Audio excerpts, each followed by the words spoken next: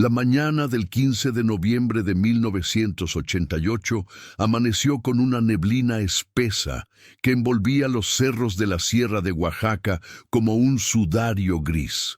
Elena Reyes ajustó las correas de su mochila mientras observaba cómo la bruma se deslizaba entre los pinos, creando formas caprichosas que parecían cobrar vida con cada ráfaga de viento húmedo. A su lado, Camila brincaba de una piedra a otra, su pequeña figura envuelta en un suéter tejido de lana roja que su abuela le había regalado el invierno anterior. «Mamá, ¿crees que encontremos los hongos azules que mencionó don Aurelio?», preguntó la niña, sus ojos castaños brillando con la emoción de la aventura. Elena sonrió, acomodándose un mechón de cabello negro que se había escapado de su cola de caballo. A sus 32 años, había cultivado una pasión por la botánica que la llevaba frecuentemente a explorar los senderos menos transitados de la sierra. Desde que Marcos había muerto en aquel accidente en la mina 2 años atrás, estos paseos se habían convertido en su refugio, en la forma de enseñarle a Camila que la vida continuaba, que había belleza incluso en los momentos más oscuros. «Los hongos azules son solo una leyenda, mi cielo», respondió, aunque en su voz había un dejo de duda. «Pero quién sabe, tal vez tengamos suerte». El sendero que habían elegido era conocido entre los recolectores locales como el Camino de los Susurros, un nombre que los turistas encontraban pintoresco, pero que los lugareños pronunciaban con respeto cauteloso. Serpenteaba entre San Miguel Amatlán e Ixtlán de Juárez, atravesando bosques de pino y encino donde la niebla parecía tener vida propia, moviéndose contra el viento, formando remolinos imposibles. Habían salido temprano del pequeño hotel en Ixtlán donde se hospedaban. El encargado, un hombre mayor de rostro curtido por el sol y el tiempo, las había mirado con preocupación cuando Elena mencionó su destino. «Señora, con todo respeto, ese camino», había comenzado, pero se detuvo al ver la determinación en los ojos de Elena. «Solo tengan cuidado. La neblina en esa zona es traicionera. Hay quienes dicen que, bueno, son cosas de viejos, pero regresen antes del atardecer». Ahora, mientras avanzaban por el sendero cubierto de agujas de pino, Elena recordaba la expresión del hombre. Había algo más que simple preocupación en sus ojos arrugados, algo parecido al miedo. «Mira, mamá», Camila señaló hacia un claro entre los árboles donde crecían helechos de un verde intenso. «¿Podemos descansar ahí? Tengo sed». Elena consultó su reloj, las 10 de la mañana.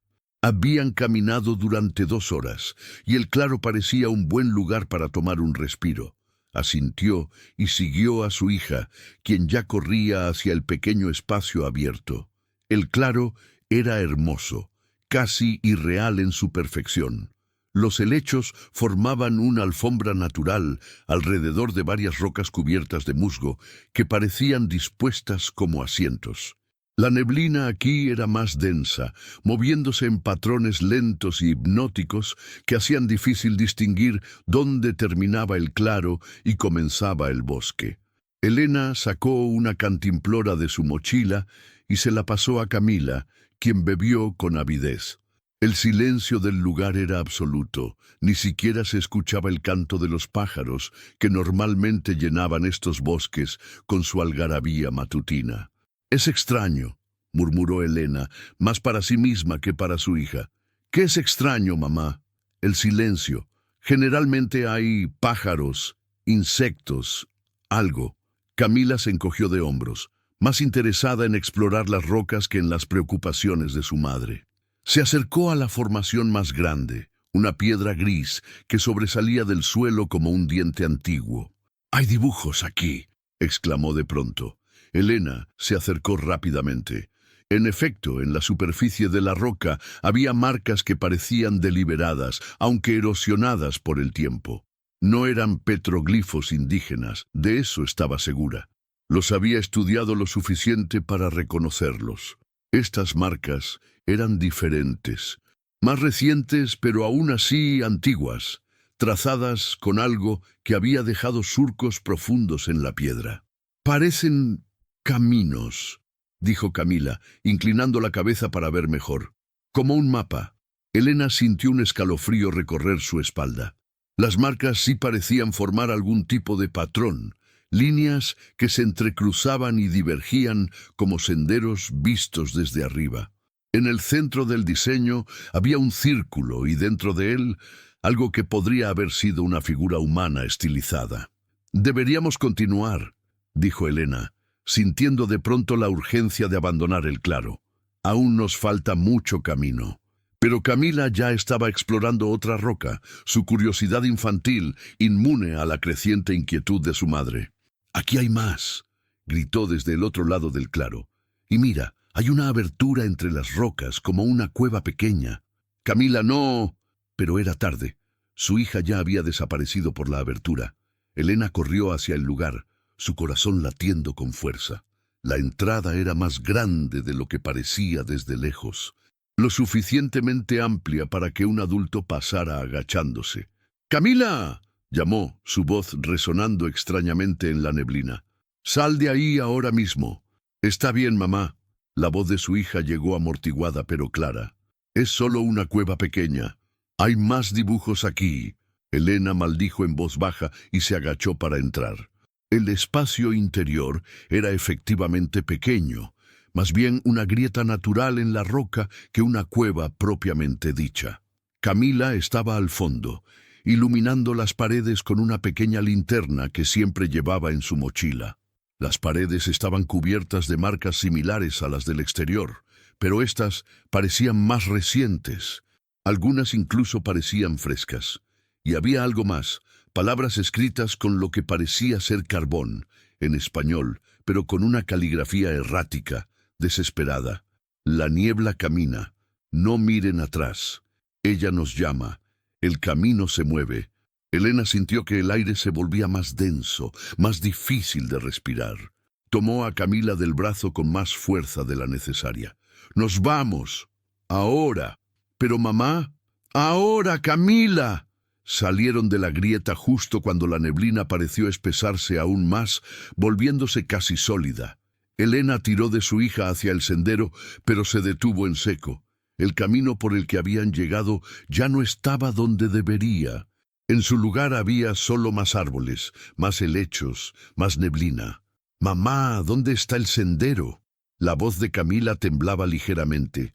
Elena giró lentamente tratando de orientarse. Todo se veía igual.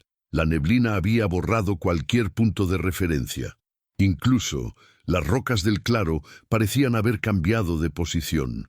O tal vez era solo su imaginación jugándole trucos. Sacó la brújula de su mochila con manos temblorosas. La aguja giraba erráticamente, incapaz de encontrar el norte. Su reloj digital mostraba las 10:47, pero los números parpadeaban como si la batería estuviera fallando. «Debe ser la humedad», murmuró, más para tranquilizarse a sí misma que para explicarle a Camila. «Vamos a caminar en línea recta hacia el este. El sendero tiene que estar por ahí». Comenzaron a caminar, Elena manteniendo a Camila cerca. La niebla parecía moverse con ellas, siempre manteniéndolas en el centro de un círculo de visibilidad de no más de 5 metros. Los árboles aparecían de la nada como fantasmas grises, sus ramas extendiéndose hacia ellas como dedos esqueléticos. Habían caminado durante lo que parecieron horas cuando Camila se detuvo de repente. «Mamá», susurró, «¿escuchas eso?». Elena se detuvo, aguzando el oído. Al principio no escuchó nada más que su propia respiración agitada. Luego lo oyó, pasos, lentos, deliberados, siguiéndolas a través de la niebla. «Debe ser otro excursionista», dijo Elena, aunque su voz no sonaba convincente. «Hola», gritó hacia la neblina. «¿Hay alguien ahí? Necesitamos ayuda». Los pasos se detuvieron. El silencio que siguió fue más aterrador que cualquier sonido. Elena sintió que Camila se apretaba contra ella, su pequeño cuerpo temblando. «Mamá, quiero irme a casa», murmuró la niña. «Lo sé, mi amor. Yo también». Vamos a encontrar el camino, te lo prometo. Continuaron caminando, ahora más rápido, casi corriendo. Los pasos resumieron detrás de ellas, manteniéndose siempre a la misma distancia, nunca acercándose, nunca alejándose.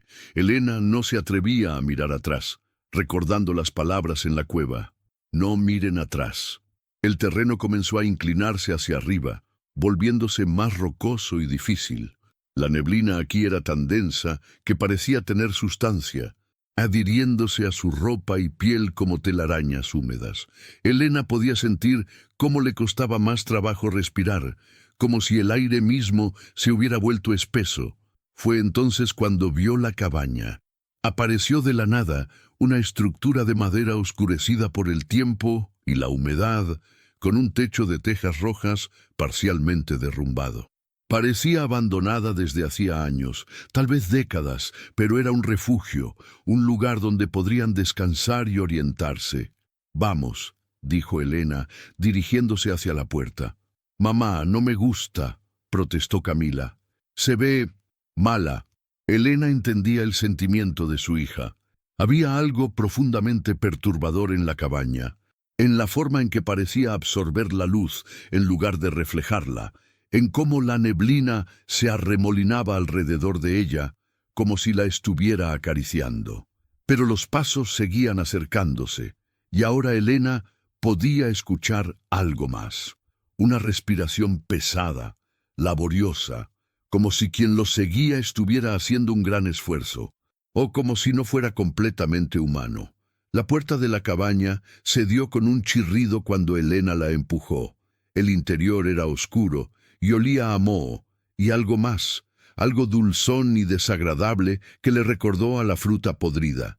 Había algunos muebles rotos, una mesa volcada, sillas dispersas, y en las paredes más escritura. Pero esta vez no era carbón, era algo oscuro, marrón rojizo que se había secado hace mucho tiempo. Las palabras eran apenas legibles. Nos encontró. La niebla tiene hambre. Mamá, ¿dónde estás? No puedo despertar. Elena sintió que las piernas le fallaban. Se apoyó contra la pared, tratando de controlar el pánico que amenazaba con consumirla. Camila se había acurrucado en una esquina, abrazando sus rodillas contra el pecho, sus ojos muy abiertos mirando hacia la puerta. Los pasos se habían detenido justo afuera. Elena buscó frenéticamente en su mochila hasta encontrar su teléfono celular. Era uno de esos modelos nuevos que apenas funcionaban fuera de la ciudad, pero tenía que intentarlo. La pantalla se iluminó débilmente, mostrando que no había señal. Por supuesto, marcó el número de su cuñado Roberto de todos modos, esperando contra toda esperanza que de alguna manera la llamada se conectara. Para su sorpresa, escuchó el tono de llamada. Una vez, 2 veces. «¿Elena?». La voz de Roberto sonaba distante, distorsionada. «¿Dónde diablos están? Son casi las 8 de la noche». El hotel llamó. Elena miró su reloj. Seguía mostrando las 10:47, los números parpadeando burlonamente. «¡Roberto!». Su voz salió como un susurro ronco. «Estamos perdidas. La niebla... No puedo... La niebla camina, Roberto. La niebla». La línea se llenó de estática. Entre el ruido, Elena creyó escuchar otras voces, susurros que no podía entender, risas que no parecían humanas. «Ena, ¿dónde? Policía, helicóptero». La voz de Roberto entraba y salía. «La cabaña», gritó Elena. «Hay una cabaña, entre San Miguel y...». El teléfono murió en su mano. La batería, que había estado llena esa mañana, mostraba 0. Un golpe en la puerta hizo que ambas saltaran. No era un golpe normal. Era más bien como si algo se hubiera apoyado contra la madera, deslizándose lentamente hacia abajo. «Mamá», la voz de Camila era apenas audible. «Hay alguien en la ventana».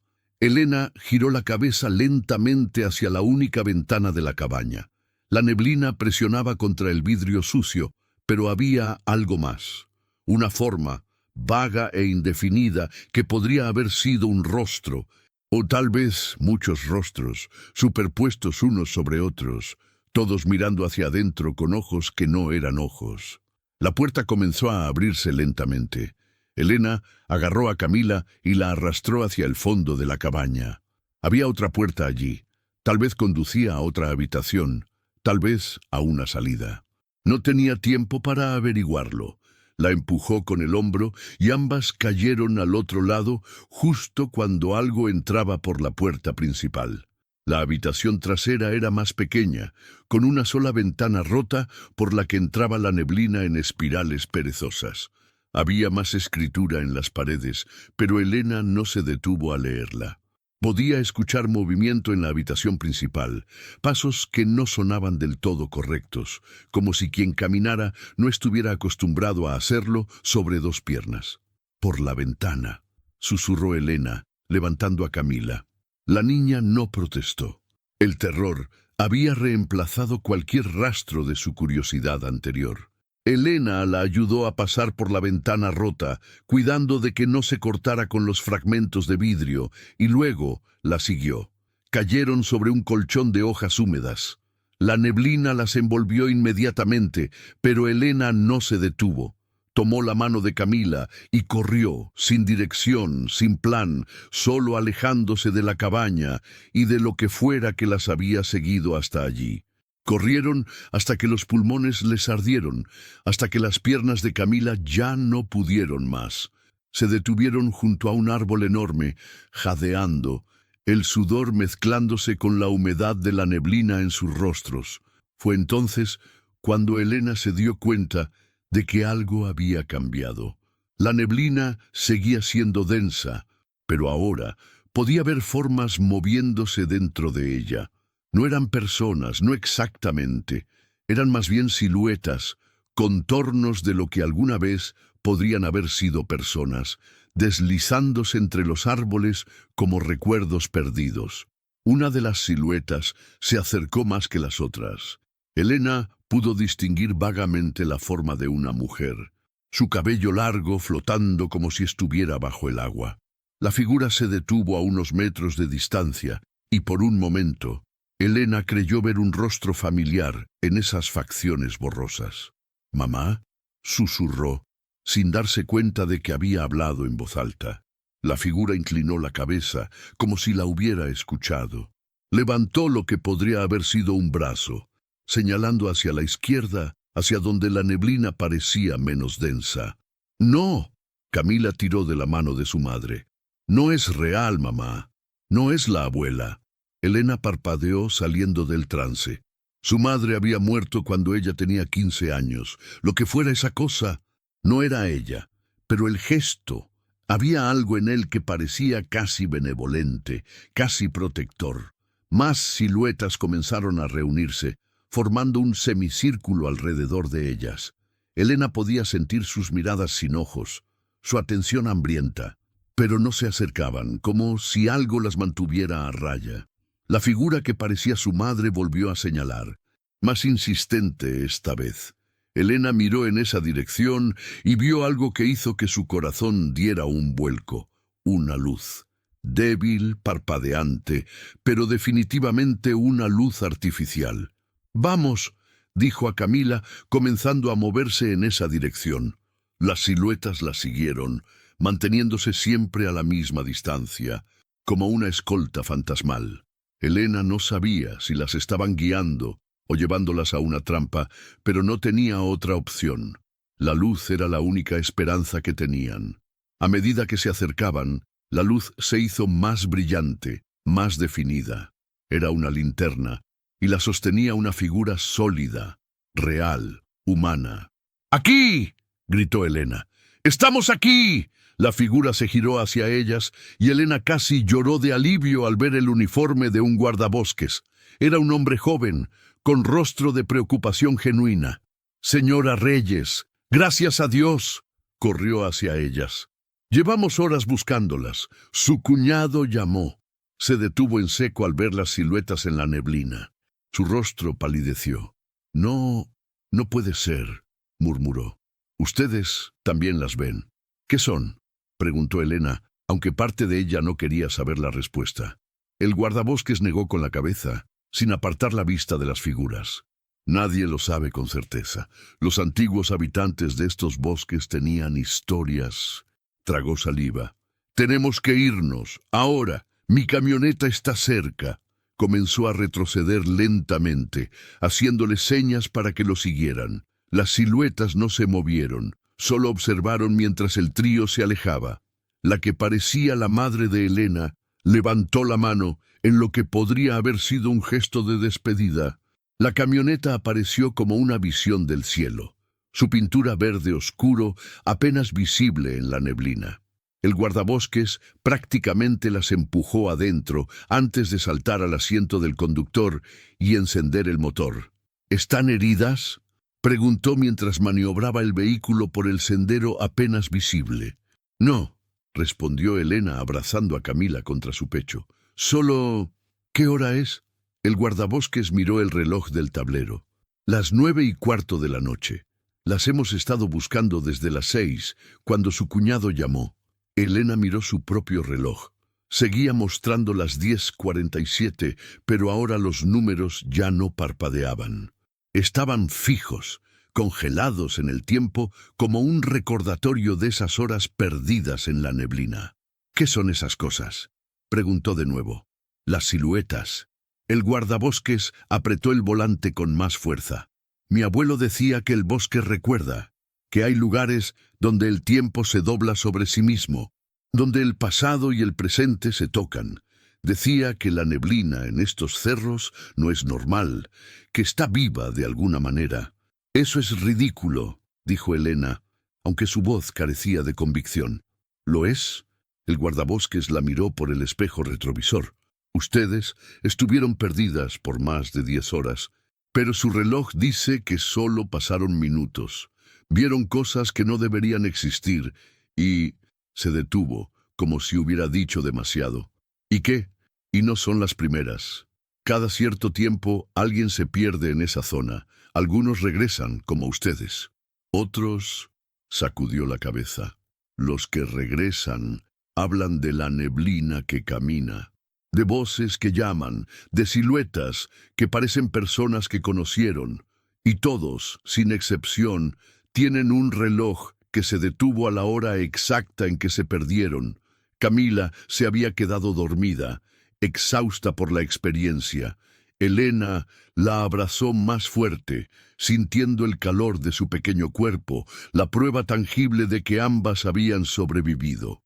¿Y la cabaña?, preguntó. Había una cabaña. El guardabosques frunció el ceño. No hay ninguna cabaña en esa zona. No la hay desde hace más de 40 años, cuando se quemó. Una familia entera murió en el incendio, madre e hija, si mal no recuerdo. Elena sintió un escalofrío recorrer su columna vertebral. Recordó la escritura en las paredes, las palabras desesperadas, trazadas con algo que parecía sangre seca. Pero nosotras entramos. Tocamos las paredes, vimos los muebles. No dudo que vieran algo, dijo el guardabosques suavemente. Pero le aseguro que no hay ninguna cabaña física en ese lugar. Lo que vieron, bueno, tal vez era un recuerdo, o tal vez algo más. El resto del viaje transcurrió en silencio. Elena miraba por la ventana mientras la neblina finalmente comenzaba a disiparse, revelando el cielo estrellado sobre ellos. En el reflejo del vidrio, por un momento, creyó ver de nuevo la silueta de su madre, caminando junto al vehículo, manteniéndoles el paso. Cuando finalmente llegaron al hotel, Roberto estaba esperando en la entrada, su rostro una máscara de preocupación y alivio. Elena bajó del vehículo con Camila en brazos, la niña aún profundamente dormida. «Elena, por Dios, estábamos tan preocupados». Roberto corrió hacia ellas. «¿Qué pasó? Tu llamada. Solo escuchamos fragmentos, algo sobre la niebla. Nos perdimos», dijo Elena simplemente. «La neblina era muy densa y perdimos el sendero». Roberto la miró extrañado, notando algo en su expresión, en la forma en que se aferraba a Camila. «¿Eso es todo?» «Elena, sonabas aterrorizada en el teléfono». Elena miró hacia atrás, hacia donde el guardabosques seguía en su camioneta. Él asintió levemente, un gesto que decía que su secreto estaba a salvo si ella así lo quería. Fue desorientador, admitió, pero estamos bien, solo necesitamos descansar. Roberto no parecía convencido, pero no presionó.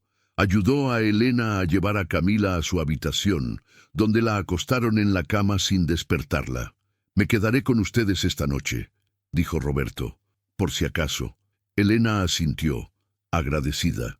Se sentó en el borde de la cama de Camila, acariciando suavemente el cabello de su hija. En la mesita de noche, su reloj seguía mostrando las 10:47, un recordatorio silencioso de esas horas perdidas en un lugar que existía entre los pliegues del tiempo. Afuera, la neblina había vuelto, deslizándose por las calles del pueblo como un río lento. Elena cerró las cortinas, pero no antes de ver una silueta familiar de pie bajo la luz de la calle, mirando hacia su ventana. La figura levantó la mano en un gesto de despedida y luego se desvaneció en la bruma, llevándose consigo los secretos de lo que realmente había sucedido en esos bosques donde el tiempo se doblaba y los recuerdos caminaban entre la niebla. Elena se acostó junto a su hija, abrazándola protectoramente. Mañana tendrían que volver a Ciudad de México, dejar atrás estos cerros y sus misterios. Pero sabía que algo había cambiado en esas horas perdidas, que habían tocado algo antiguo y inexplicable que las había marcado de formas que aún no comprendía completamente. En sus sueños esa noche, Elena caminó de nuevo por senderos brumosos, pero esta vez no estaba sola. Las siluetas la acompañaban, y entre ellas su madre caminaba a su lado, susurrando palabras que el viento se llevaba antes de que pudieran alcanzar sus oídos. Y en algún lugar en los bosques de la Sierra de Oaxaca, en una cabaña que no existía, nuevas palabras aparecieron en las paredes, escritas por manos que no eran del todo humanas. Regresarán, siempre regresan. La niebla recuerda y la niebla espera. El reloj en la mesita de noche finalmente avanzó 1 minuto. 10:48. El sol de la tarde proyectaba sombras largas entre los pinos cuando Efraín Morales detuvo su camioneta al borde del sendero. A sus 52 años, había recorrido estos bosques desde niño, conocía cada vereda, cada claro, cada árbol centenario. Pero hoy algo era diferente. El aire tenía esa cualidad pesada que precedía a las tormentas, aunque el cielo estaba despejado. Bajó del vehículo y tomó su hacha del compartimento trasero. La madera seca que buscaba estaba más adelante, en una zona donde los vientos del año anterior habían derribado varios pinos viejos. Era un buen lugar para recolectar leña, alejado de los senderos turísticos y de las miradas curiosas. Mientras caminaba, Efraín silbaba una vieja canción que su padre le había enseñado. El sonido parecía amortiguado entre los árboles, como si el bosque mismo estuviera conteniendo la respiración. Se detuvo, frunciendo el ceño. En todos sus años como leñador, pocas veces había experimentado un silencio tan absoluto. Fue entonces cuando la vio. La neblina descendía desde las copas de los árboles como una cascada en cámara lenta, formando remolinos imposibles que desafiaban la lógica del viento.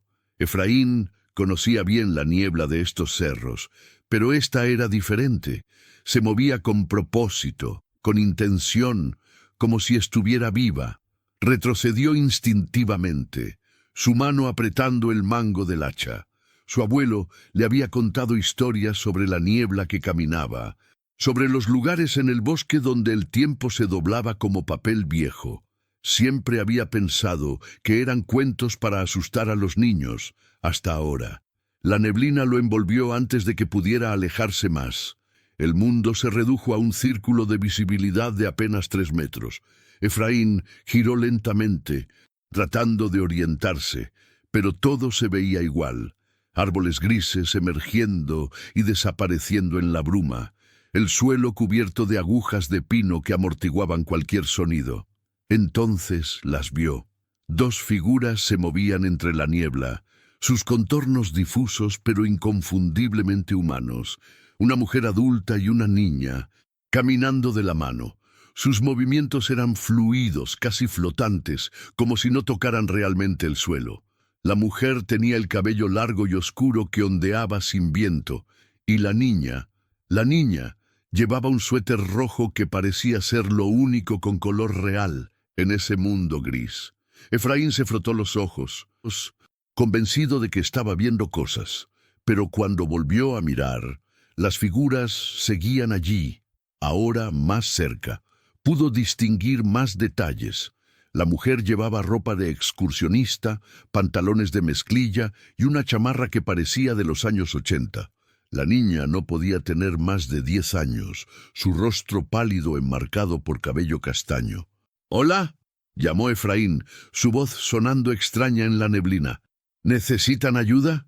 Las figuras se detuvieron. Lentamente, como si el movimiento les costara un esfuerzo enorme, giraron sus cabezas hacia él. Efraín sintió que su sangre se congelaba. Los rostros eran incorrectos, tenían todas las características humanas en los lugares correctos, pero había algo fundamentalmente mal en ellos, como si fueran máscaras mal ajustadas sobre algo que no era del todo humano. La mujer abrió la boca.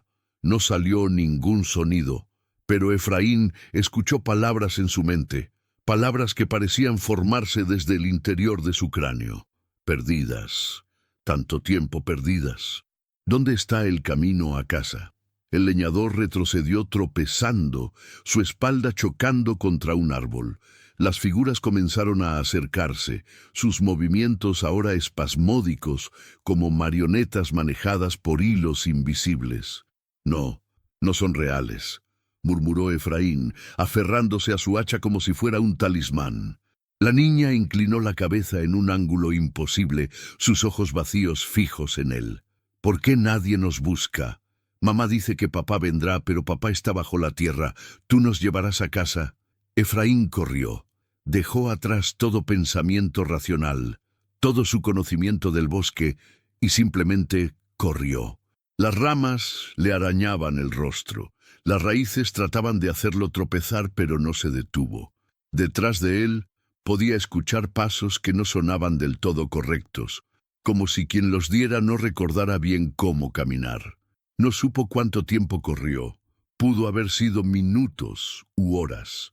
El tiempo en la neblina funcionaba según sus propias reglas.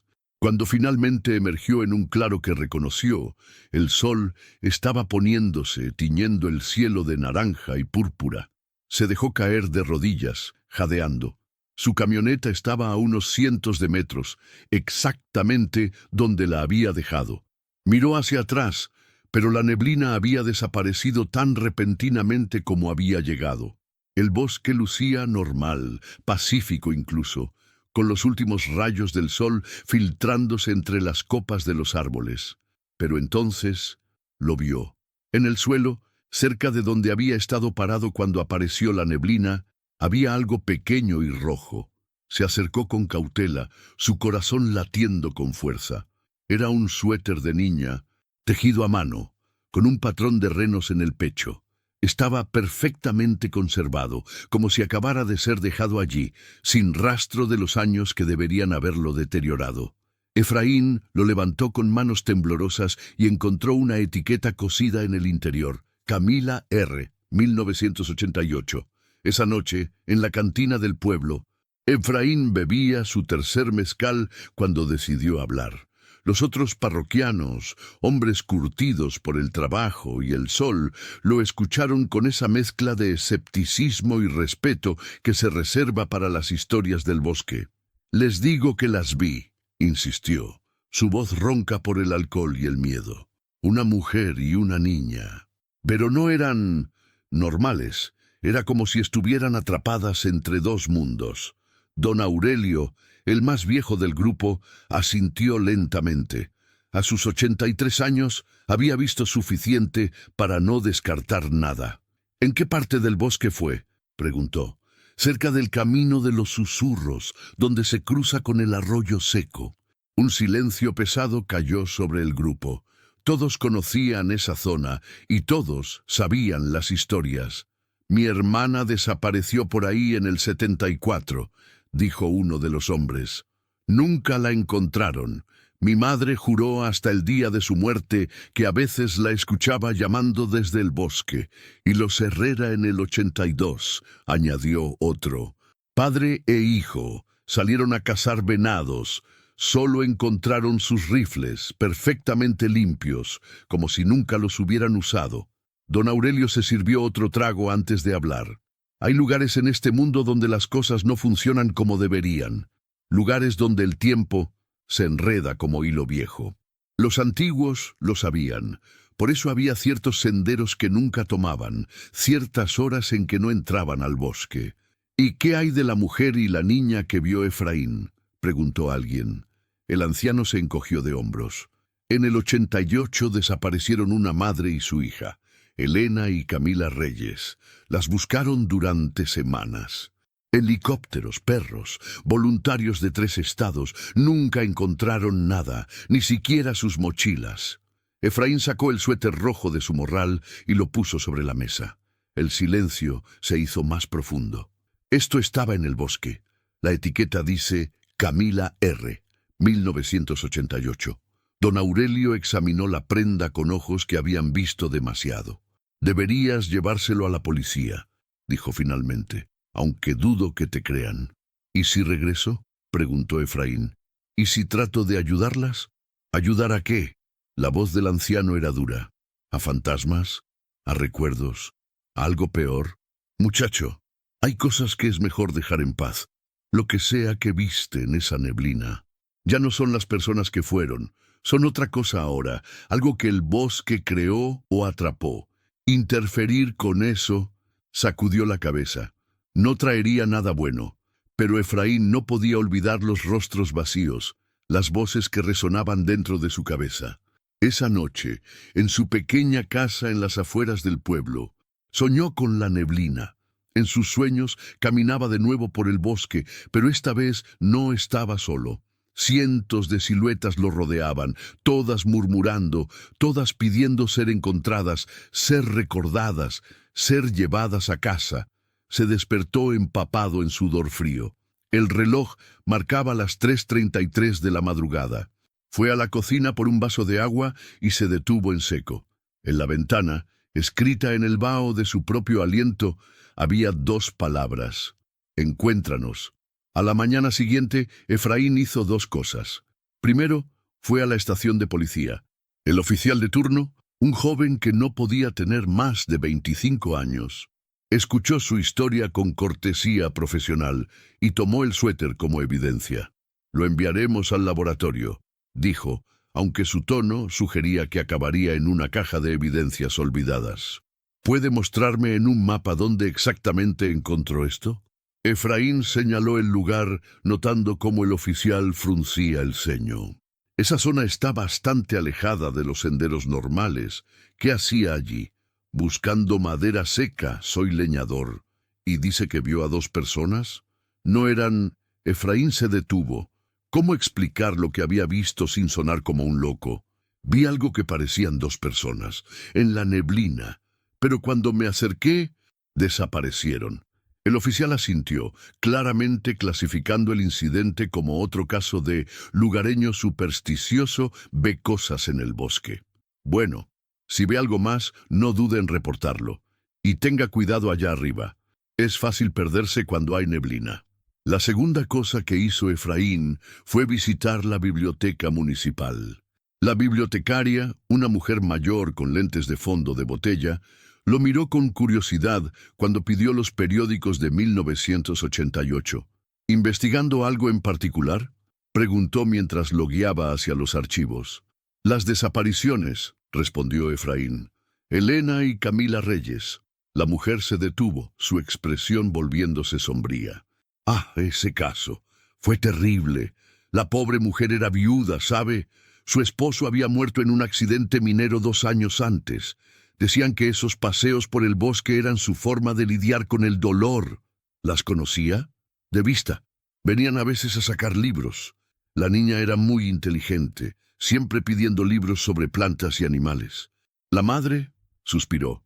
Era una mujer triste pero fuerte. Trataba de seguir adelante por su hija. Los periódicos contaban la historia en titulares cada vez más desesperados. Madre e hija desaparecidas en la sierra. Continúa búsqueda. Día 5. Familiares ofrecen recompensa. Suspenden búsqueda oficial después de 3 semanas. Había fotografías. Elena Reyes miraba a la cámara con ojos oscuros e inteligentes, una media sonrisa en los labios. Camila aparecía en una foto escolar, sonriendo ampliamente, mostrando un diente faltante. Vivas, reales, humanas. Efraín estudió las imágenes, comparándolas con lo que había visto en el bosque. Los rostros eran similares pero diferentes. Como si alguien hubiera tratado de dibujarlos de memoria y hubiera olvidado los detalles importantes. Un artículo posterior mencionaba otras desapariciones en la misma zona a lo largo de los años. La lista era más larga de lo que Efraín esperaba. 1963, 1971, 1974, 1982, 1988, 1995, 2001. Siempre en la misma área general. Siempre cuando había neblina. Nunca ningún rastro. Es un patrón, murmuró. Disculpe, la bibliotecaria había regresado. Las desapariciones. Hay un patrón. Cada cierto tiempo, alguien desaparece en la misma zona del bosque. La mujer lo miró por encima de sus lentes. Joven, si va a empezar con teorías de conspiración. No es una conspiración, la interrumpió Efraín. Es algo en el bosque, algo en la neblina. La bibliotecaria suspiró y se sentó junto a él. Mi abuela solía contar historias sobre esos bosques. Decía que había lugares donde el mundo se volvía delgado, donde se podía atravesar hacia otros lugares. Lugares donde el tiempo no funcionaba igual. ¿Usted cree en eso? Creo que hay más cosas en el cielo y la tierra de las que podemos explicar. Y creo que hay lugares donde es mejor no ir, especialmente cuando hay neblina. Efraín regresó a casa con fotocopias de los artículos y una creciente sensación de inquietud. Esa tarde, mientras preparaba la cena, no podía dejar de pensar en las voces que había escuchado, en la súplica desesperada de ser encontradas, de ser llevadas a casa. ¿Y si no eran fantasmas? ¿Y si de alguna manera, en algún lugar entre los pliegues del tiempo y el espacio, Elena y Camila Reyes seguían perdidas? ¿Seguían buscando el camino a casa? El teléfono sonó, sacándolo de sus pensamientos. Era el oficial de policía. Señor Morales, ¿podría venir a la estación? Hay alguien aquí que quiere hablar con usted sobre el suéter que encontró. En la estación, Efraín fue conducido a una pequeña sala de interrogatorios donde lo esperaba una mujer de unos 40 años. Tenía el cabello negro recogido en un moño severo y ojos que parecían haber visto demasiado. Se presentó como Teresa Aguilar, detective de la Procuraduría General. Señor Morales, comenzó sin preámbulos, el suéter que encontró pertenecía efectivamente a Camila Reyes. Los análisis preliminares son desconcertantes. ¿En qué sentido? El tejido no muestra signos de degradación. Es como si hubiera sido fabricado ayer, pero el estilo, los materiales, incluso la etiqueta, todo corresponde a 1988. Es imposible, pero ahí está. Efraín sintió un escalofrío recorrer su espalda. ¿Me cree entonces? Sobre lo que vi, Teresa lo estudió por un largo momento. Le voy a contar algo, señor Morales. No es la primera vez que investigo desapariciones en esa zona. Llevo 10 años siguiendo un patrón que oficialmente no existe. Personas que desaparecen sin dejar rastro. Objetos que aparecen años después en perfectas condiciones. Testimonios de encuentros en la neblina. ¿Y qué ha descubierto? Que hay algo en esos bosques que no podemos explicar. Algo que se lleva a la gente y a veces devuelve pedazos de ellos. No cuerpos, sino objetos, recuerdos, ecos. Teresa sacó una carpeta y la deslizó hacia Efraín. Dentro había fotografías de otros objetos. Un reloj detenido a las 10:47, una mochila sin una mota de polvo, un diario con páginas que parecían recién escritas, pero datadas décadas atrás. Todos estos fueron encontrados en la misma área general donde usted vio a las figuras. Algunos por excursionistas, otros por lugareños como usted, y todos cuentan historias similares. Neblina que aparece de la nada, figuras que no son del todo humanas, voces que piden ayuda. ¿Qué piensa que es? Teresa se reclinó en su silla, luciendo cansada. No lo sé. He consultado con físicos, con antropólogos, incluso con personas menos convencionales. Algunos hablan de anomalías temporales, otros de dimensiones paralelas. Los más místicos sugieren que el bosque está vivo, que tiene memoria, que guarda a las personas que se pierden en él. ¿Y usted qué cree? Creo que hay lugares en este mundo donde las reglas normales no aplican. Y creo que Elena y Camila Reyes entraron en uno de esos lugares hace 18 años y nunca salieron. Al menos, no completamente. Efraín recordó las palabras en su ventana. Encuéntranos. ¿Qué hacemos entonces? Teresa lo miró sorprendida. ¿Hacemos? Señor Morales, mi consejo es que se mantenga alejado de esa zona, que olvide lo que vio, que siga con su vida. ¿Y si no puedo? ¿Y si ellas necesitan ayuda? ¿Ayuda? La voz de Teresa se endureció. Lo que sea que vio en ese bosque ya no son Elena y Camila Reyes. Son algo más, algo que tal vez una vez fueron ellas, pero que ahora es otra cosa. Interferir podría ser peligroso, no solo para usted, sino para otros. Pero Efraín ya había tomado una decisión. Las voces en su cabeza, la súplica desesperada de ser encontradas, de ser llevadas a casa, resonaban más fuerte que cualquier advertencia. «Voy a regresar», dijo simplemente. Teresa lo estudió por un largo momento, luego suspiró. «Si va a ser tan necio, al menos no vaya solo. Y lleve esto». Sacó un pequeño dispositivo del bolsillo. Era un GPS militar, robusto y confiable. Marque waypoints cada 100 metros. Si la neblina aparece, no confíe en sus sentidos.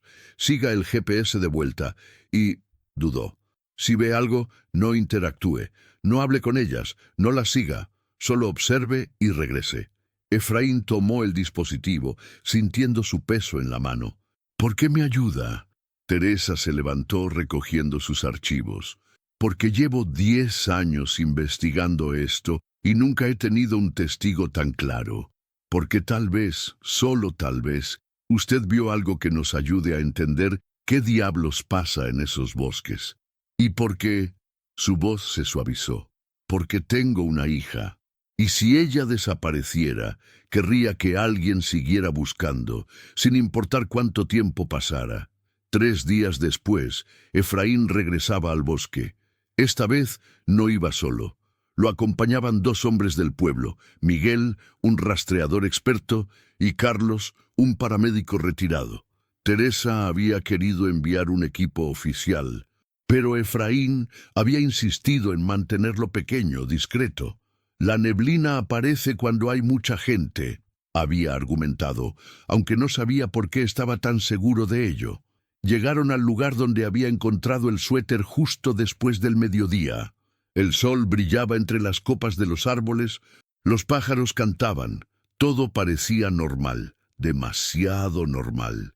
«¿Aquí fue?», preguntó Miguel, estudiando el terreno con ojo experto. «Sí, la neblina bajó de allá». Efraín señaló hacia las copas de los árboles, y las figuras aparecieron por ese lado. Carlos instaló una pequeña estación meteorológica portátil. Temperatura normal, humedad al 65%, presión atmosférica estable. No hay indicaciones de que vaya a formarse neblina, pero Efraín podía sentirlo. Un cambio sutil en el aire, una cualidad eléctrica que hacía que se le erizara el vello de los brazos. El bosque estaba esperando. Esperaron 1 hora, 2. El sol comenzó su descenso hacia el horizonte, tiñendo el bosque de dorado. Los pájaros dejaron de cantar. «Ahí viene», susurró Efraín. La neblina descendió como antes, imposiblemente rápida, imposiblemente densa. En cuestión de segundos, el mundo se redujo a un círculo de visibilidad de pocos metros. La temperatura cayó al menos 10 grados. «¡Manténganse juntos!», gritó Miguel, aunque estaba a apenas 2 metros de distancia. Carlos miraba los instrumentos con incredulidad. «Esto es imposible». La humedad saltó al 100% en segundos. La temperatura...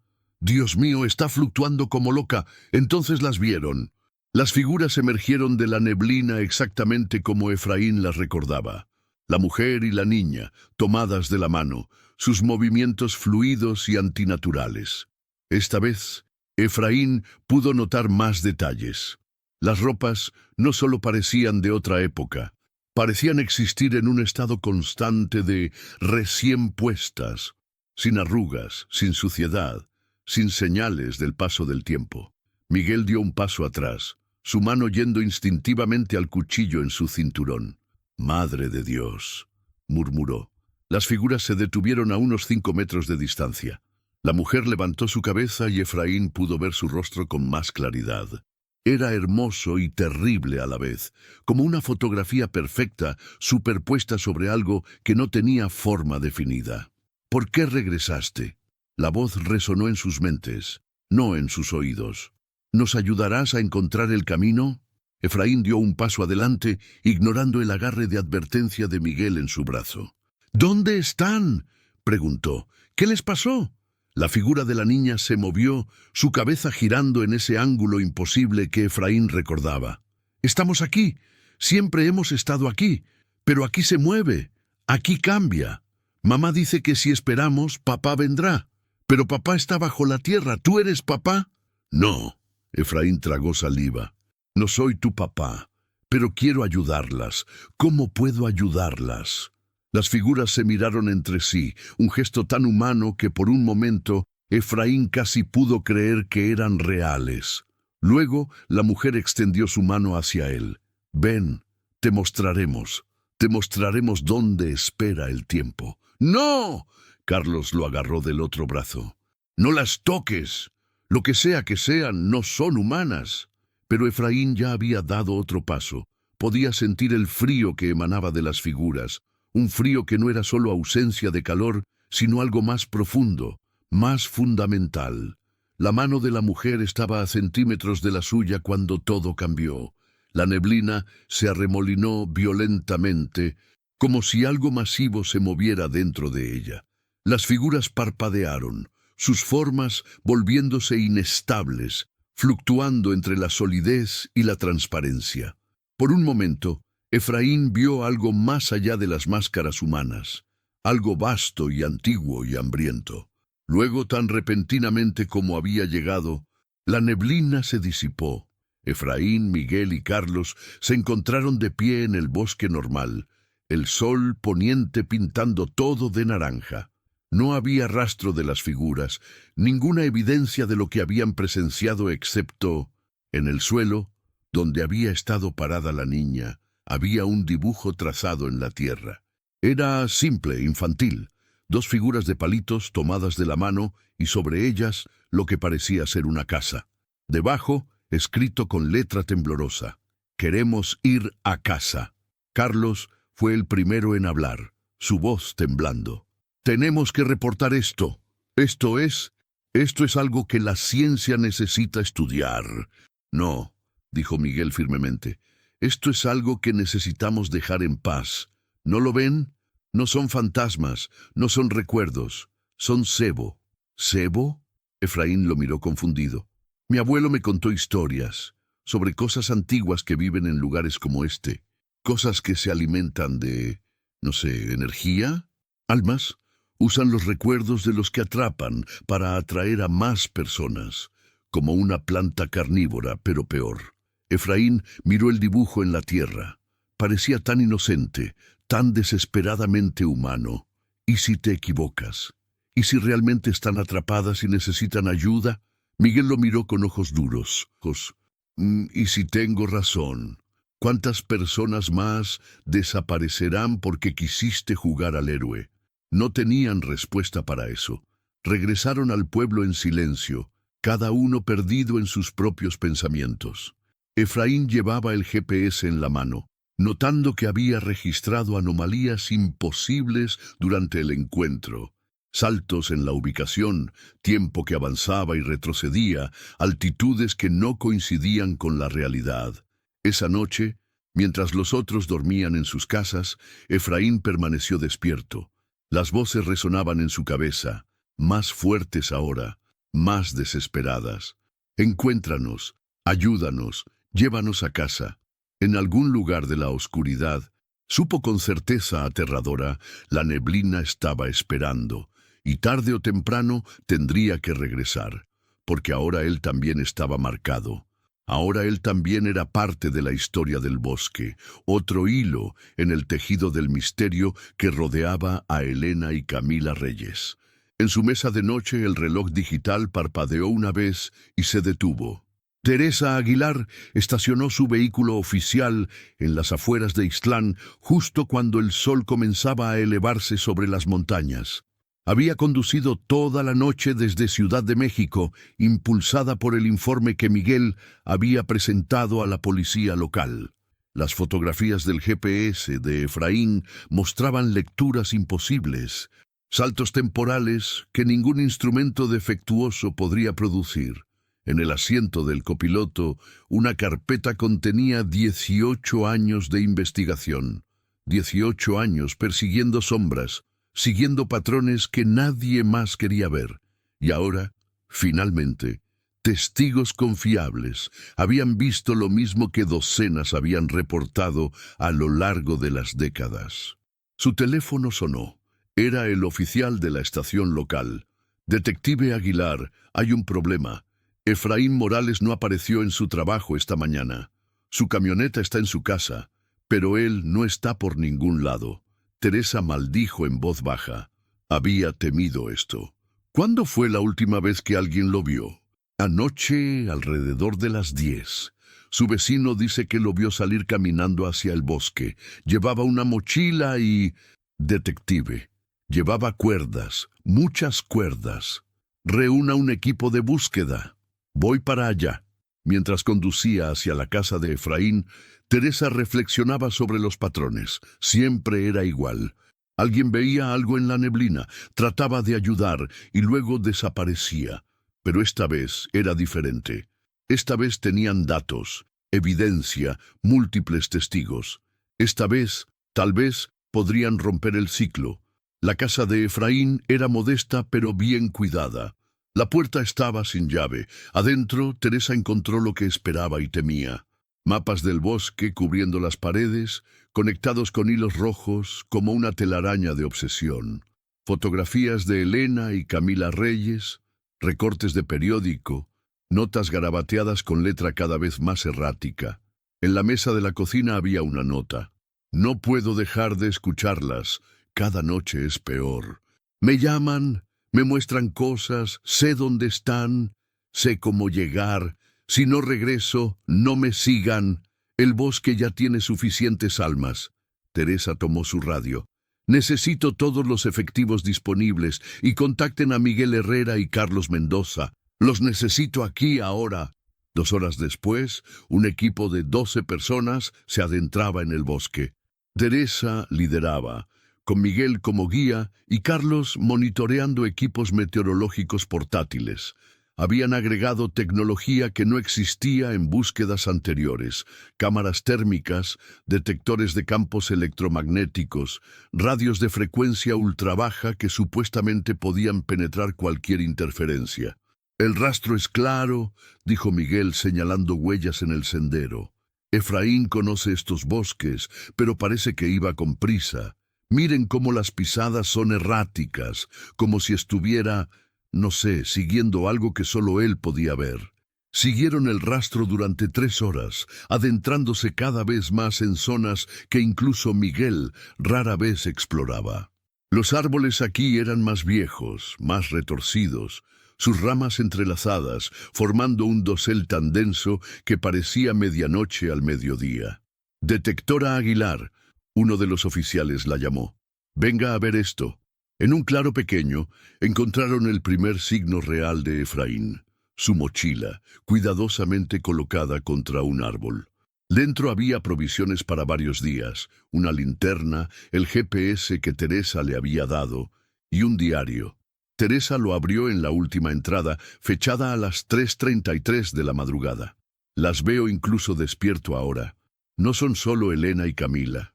Hay otros, tantos otros, todos perdidos, todos buscando el camino a casa. Me muestran cosas. El bosque no es lo que parece. Hay caminos que no están en ningún mapa, senderos que solo existen cuando la neblina camina. Vi dónde viven.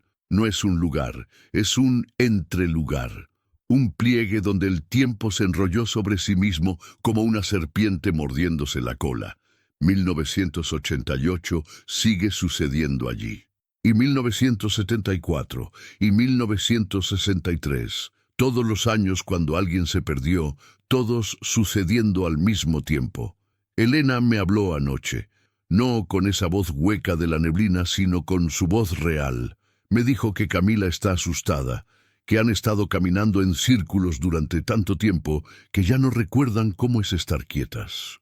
Me pidió que las ayudara a romper el círculo. Sé que es peligroso, sé que podría no regresar, pero no puedo dejar de pensar en esa niña atrapada en un momento que nunca termina. ¿Y si fuera mi hija? ¿Y si fuera yo? Hay una manera.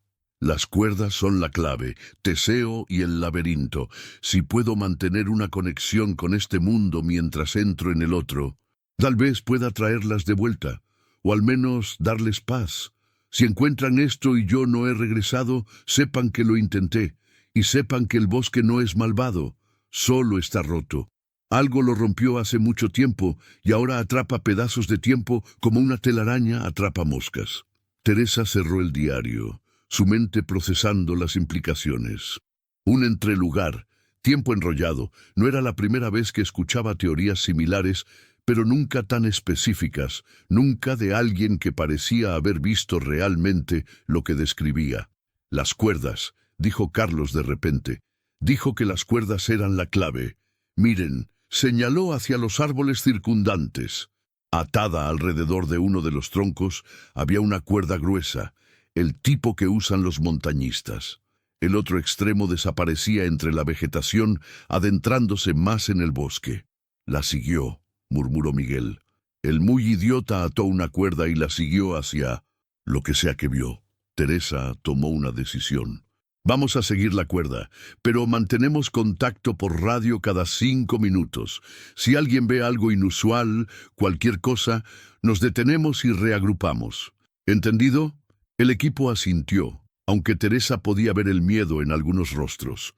Todos habían escuchado las historias, todos sabían lo que podría esperarles. La cuerda serpenteaba entre los árboles como un hilo de Ariadna moderno. Efraín había sido meticuloso, atándola alrededor de troncos cada cierta distancia, asegurándose de que no pudiera perderse. O tal vez, pensó Teresa, asegurándose de que otros pudieran seguirlo. Habían avanzado unos 500 metros cuando Carlos se detuvo abruptamente. «Imposible», dijo mirando sus instrumentos. «La presión atmosférica acaba de caer 20 milibares en un segundo. La temperatura está fluctuando entre 5 y 25 grados constantemente. Miren el musgo», añadió Miguel, su voz tensa. El musgo en los árboles, que momentos antes crecía en el lado norte como era normal, ahora parecía moverse, creciendo y retrocediendo como en un video en cámara rápida. «Estamos cerca», dijo Teresa. «Manténganse juntos. Nadie suelta la cuerda». Fue entonces cuando la escucharon. Una voz de niña cantando. La melodía era simple, una canción de cuna que cualquier madre mexicana reconocería. «Los pollitos dicen pío, pío, pío», pero había algo mal en ella. La voz sonaba demasiado clara, demasiado cerca, como si viniera de todas partes y ninguna al mismo tiempo. «¿Camila?», llamó Teresa. «¿Camila Reyes?». El canto se detuvo. Por un momento, el bosque quedó en un silencio tan absoluto que Teresa podía escuchar su propia sangre pulsando en sus oídos. Luego, la neblina llegó. No descendió como había descrito Efraín. Esta vez pareció emerger del suelo mismo, filtrándose entre las hojas muertas como dedos espectrales. En segundos, el mundo se transformó en un paisaje gris donde las distancias perdían significado. «¡Mantengan contacto visual!», gritó Teresa, pero su voz sonaba amortiguada, como si hablara bajo el agua. A través de la neblina comenzaron a ver cosas, siluetas que se movían entre los árboles, algunas humanoides, otras no tanto. Teresa vio a un hombre en ropas de los años 60 caminando en círculos eternos. Una mujer con un vestido de los 70 que parecía buscar algo en el suelo, repitiendo los mismos movimientos una y otra vez. Y entonces las vieron. Elena y Camila Reyes, tal como Efraín las había descrito. Pero esta vez no estaban solas. Efraín estaba con ellas, y no parecía ser una silueta como las demás. Se veía sólido, real, aunque algo en sus movimientos sugería que no estaba completamente presente. «¡Efraín!», gritó Miguel. El hombre se volvió hacia ellos. Sus ojos estaban vacíos, no en el sentido físico, sino como si miraran hacia algo que no estaba allí. «Vinieron», dijo, su voz llegando clara a pesar de la distancia. «No deberían haber venido, pero ya que están aquí, vean la verdad». Extendió la mano, y el mundo se fracturó. Teresa se encontró de pie en el mismo bosque, pero diferente. Los árboles eran más jóvenes, el sendero más definido, y allí, a pocos metros, estaban Elena y Camila Reyes, pero no como las siluetas espectrales que había visto momentos antes. Estas eran reales, y vivas, aterrorizadas. «Mamá, no puedo ver el camino», lloraba Camila, aferrándose a la mano de su madre. «Está bien, mi amor, vamos a encontrarlo, solo necesitamos...». Elena se detuvo, mirando directamente a Teresa. Por un momento imposible, sus miradas se encontraron a través de 18 años. «¿Quién está ahí?», susurró Elena. «Pueden ayudarnos. Por favor, mi hija». Teresa dio un paso hacia ellas, pero el mundo volvió a fracturarse. Ahora estaba en una cabaña, la misma que Elena había descrito en su última llamada. Pero no estaba abandonada. Había una familia cenando, padre, madre, una niña de la edad de Camila. Reían de algo que el padre había dicho.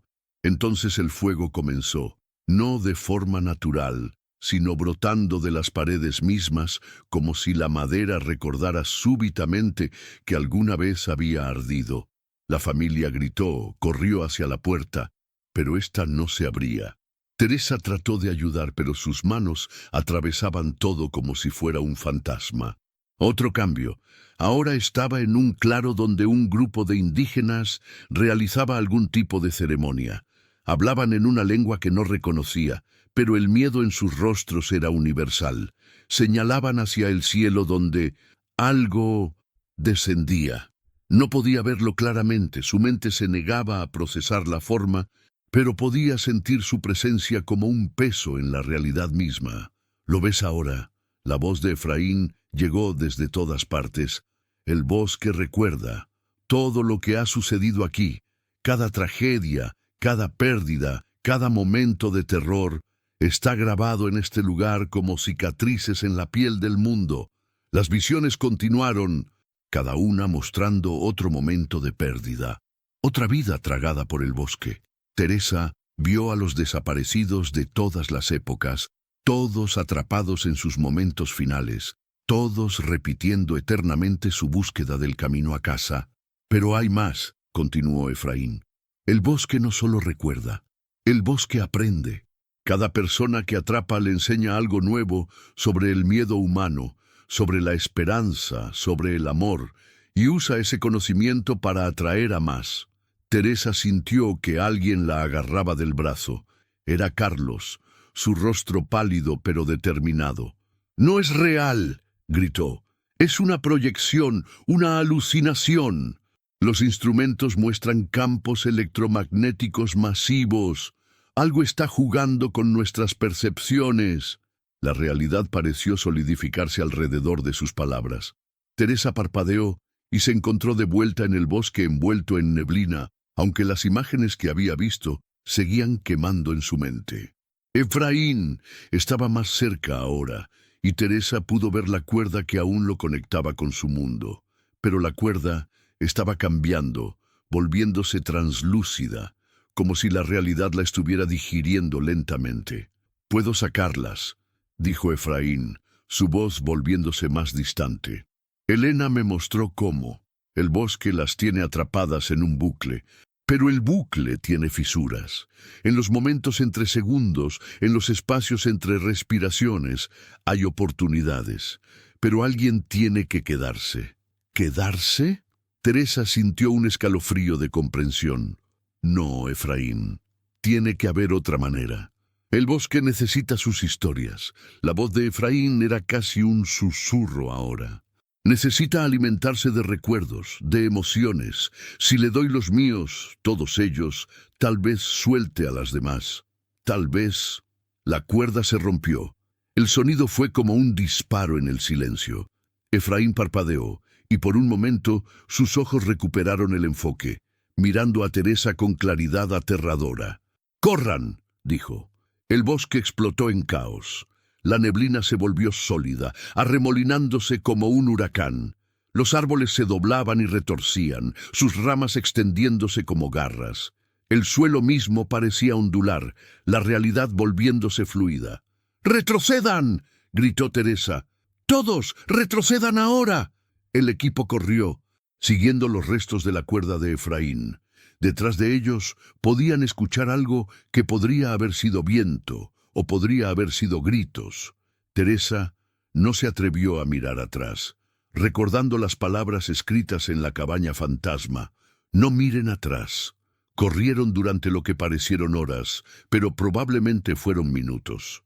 La neblina los perseguía, siempre a punto de alcanzarlos, pero nunca tocándolos del todo. Teresa podía sentir su hambre, su frustración ante la presa que escapaba. Entonces, tan repentinamente como había comenzado, terminó. Emergieron en el claro donde habían encontrado la mochila de Efraín. El sol brillaba, los pájaros cantaban, todo era dolorosamente normal. Del equipo de 12 solo quedaban 8. Los otros, ¿dónde están Martínez y los demás?, jadeó uno de los oficiales. Teresa contó rápidamente. 4 personas faltaban, incluido uno de sus mejores investigadores. No recordaba haberlos perdido, no había escuchado gritos ni pedidos de ayuda. Simplemente ya no estaban. «El bosque se los llevó», dijo Miguel, su voz hueca. «Como se llevó a Efraín, como se lleva a todos los que se acercan demasiado a la verdad». Teresa sacó su radio, pero antes de que pudiera hablar, Carlos la detuvo. «Mire», señaló hacia el sendero. Caminando hacia ellos, tomadas de la mano, venían 2 figuras. Una mujer de 30 y tantos años, con ropas de excursionista de los 80. Una niña de 10 años con un suéter rojo tejido a mano. Elena y Camila Reyes. Pero estas no eran las proyecciones espectrales que habían visto en la neblina. Estas parecían sólidas, reales, confundidas. Elena miró a su alrededor, parpadeando bajo la luz del sol como si le doliera. ¿Dónde estamos?». Su voz era ronca, como si no la hubiera usado en mucho tiempo. «Estábamos en la neblina, y había un hombre. Dijo que podía mostrarnos el camino a casa». Camila se aferraba a la mano de su madre, sus ojos enormes mirando a los adultos armados con una mezcla de miedo y esperanza. «¿Ustedes nos estaban buscando?», preguntó con voz pequeña. «Mamá dijo que alguien vendría. Hemos estado esperando tanto tiempo». Teresa se acercó lentamente, como si se aproximara a animales asustados. «Soy la detective Teresa Aguilar». «Sí, las hemos estado buscando. ¿Saben qué año es?». Elena frunció el ceño. 1988. Es noviembre de 1988. Solo hemos estado perdidas unas horas. Su voz se apagó al ver las expresiones en los rostros del equipo. «¿Verdad, señora Reyes?». Teresa habló suavemente. «Han pasado 18 años. Es 2006. El rostro de Elena se vació de color. Miró sus manos, su ropa, a su hija que seguía teniendo 10 años. No, susurró. No puede ser, Camila. Mi bebé debería tener 28 años, completó Teresa. Pero aquí está, sin envejecer un día. Camila tiró de la manga de su madre. Mamá, ¿qué significa? ¿Por qué dice que pasaron 18 años? Solo hemos estado caminando desde esta mañana. Elena cayó de rodillas abrazando a su hija. Por encima de la cabeza de Camila, sus ojos se encontraron con los de Teresa, y en ellos había una comprensión terrible. El hombre en la neblina, dijo. Efraín, dijo que alguien tenía que pagar el precio, que el bosque no deja ir a nadie sin un intercambio. Él se quedó para que nosotras pudiéramos salir. Teresa sintió un nudo en la garganta. Pensó en el diario de Efraín, en su determinación de ayudar a una madre y su hija que nunca conoció, simplemente porque era lo correcto. Vamos, dijo finalmente. Las llevaremos a un lugar seguro. Habrá preguntas, exámenes médicos, mucho que procesar, pero están a salvo ahora. Mientras guiaban a Elena y Camila hacia los vehículos, Teresa miró hacia atrás una última vez. Por un momento, creyó ver una figura entre los árboles. Un hombre con ropas de leñador, vigilando. Luego parpadeó y no había nada más que sombras. En su bolsillo, el GPS de Efraín seguía registrando. Cuando lo revisó más tarde, encontraría un último mensaje en la memoria, introducido de alguna manera imposible. Cuiden de ellas. El bosque recuerda, pero también perdona, a veces. El viaje de regreso a la civilización fue surreal.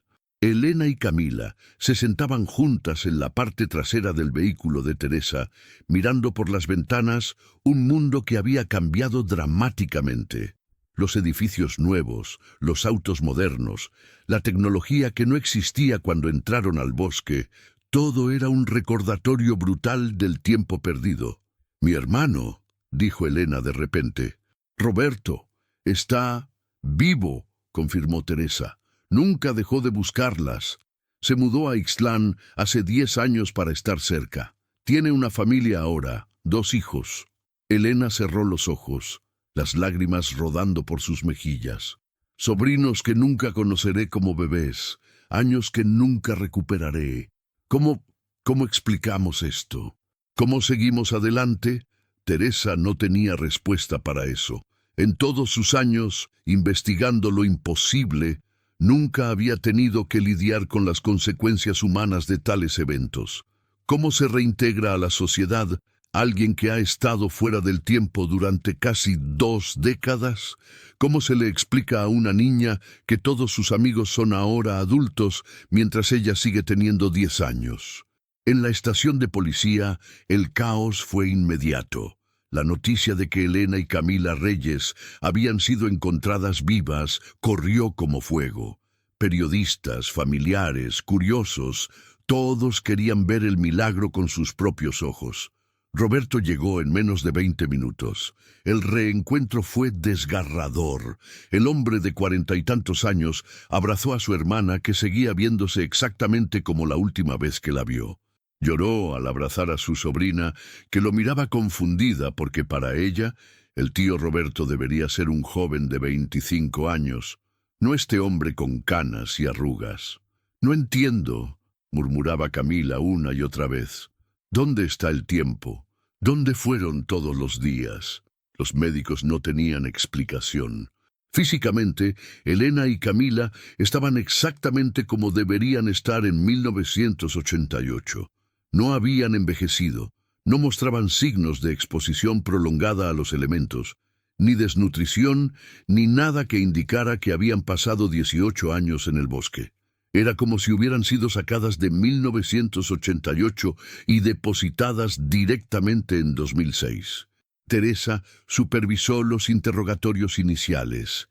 Elena trató de cooperar, pero sus recuerdos eran fragmentarios, como un sueño que se desvanece al despertar. Entramos en la neblina, repetía. Nos perdimos. Caminamos en círculos. A veces veíamos cosas, personas que no estaban realmente allí. Una cabaña que aparecía y desaparecía. voces que nos llamaban, pero para nosotras fueron solo horas, tal vez un día como máximo. Luego apareció Efraín y dijo que podía mostrarnos el camino de salida. Los psicólogos hablaban de trauma, de memoria reprimida, de 1000 explicaciones racionales para lo irracional, pero Teresa había estado allí. Había visto la neblina, las visiones, la forma en que la realidad se doblaba como papel mojado. Sabía que no había explicación que pudiera hacer que el mundo volviera a tener sentido. Esa noche, mientras Elena y Camila dormían en una habitación de hospital bajo observación, Teresa regresó a su habitación de hotel. Extendió todos sus archivos sobre la cama. 18 años de investigación, docenas de casos, patrones que ahora cobraban un sentido terrible. El bosque no era malévolo, concluyó. Era algo peor, indiferente. Un fenómeno natural tan alejado de la comprensión humana como un agujero negro o un cuásar. Atrapaba a las personas no por maldad, sino porque esa era su naturaleza, como una telaraña atrapa moscas sin malicia ni misericordia. Y Efraín había encontrado una manera de negociar con ello, de hacer un intercambio, su vida, su tiempo, sus recuerdos, por la libertad de dos extrañas. Era el acto más noble y más trágico que Teresa había presenciado. Su teléfono sonó. Era Carlos. «Detective, necesita ver las noticias».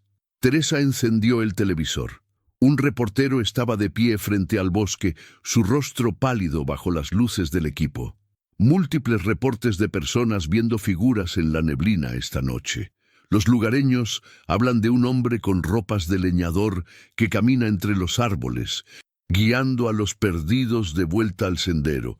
Las autoridades piden calma y recuerdan a los excursionistas que eviten la zona conocida como el Camino de los Susurros.